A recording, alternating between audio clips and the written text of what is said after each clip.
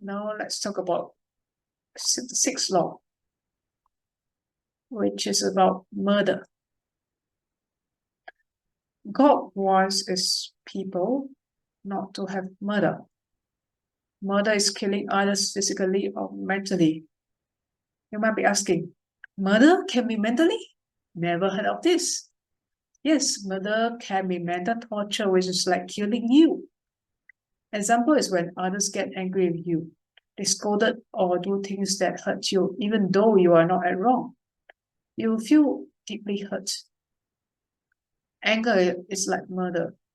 Anger can sometimes lead you to kill others or revenge, upset.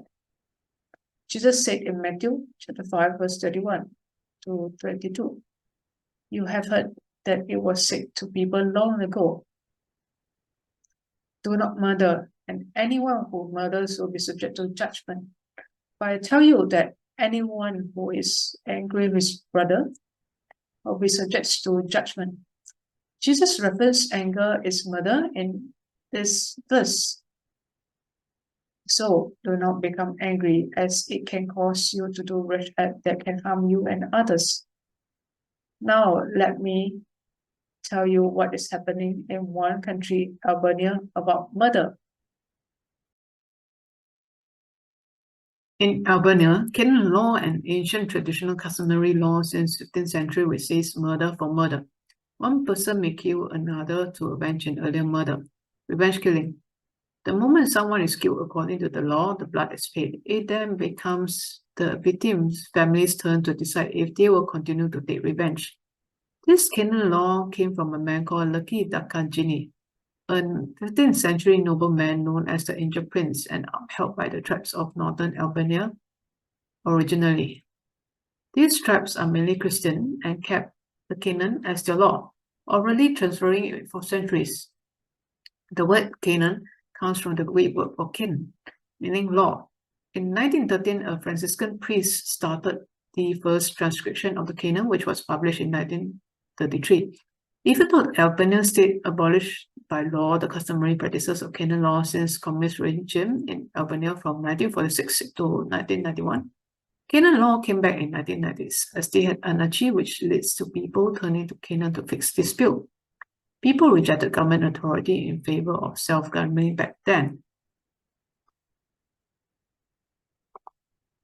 Sadly, Albanian law is still practiced today. This is forcing generations of Albanians, anyone related to the murderer, including the murderer relatives, into their own home prisons. They can't step out of their own house, not even the yard. Children can't go out the house because of their family member murder of others. The children never go out for many years, staying at home from the little age to teenage years into adulthood. They lock themselves unwillingly at home to protect themselves. They worry every day they will be murdered. These children and adults, they don't have any life. They don't know what is happening in the outside world. Some don't even have television at home. The children rely on teachers to come to their home to teach them. They never step out of their house to go to school. Those who do not avenge the killing of their loved ones often lose respect in their community and suffer exclusion. In some areas, the tradition of coffee under the knee still exists, whereby on feasts or wedding days, coffee is not served at the table but at the level of the feet for those who did not avenge their killed relatives. This makes it very disgraceful to them. All these things happening in Albania is disheartening. Albanian people need to know God's word that tell us not to murder. Both the Old Testament law and the New Testament law never mention that you can murder.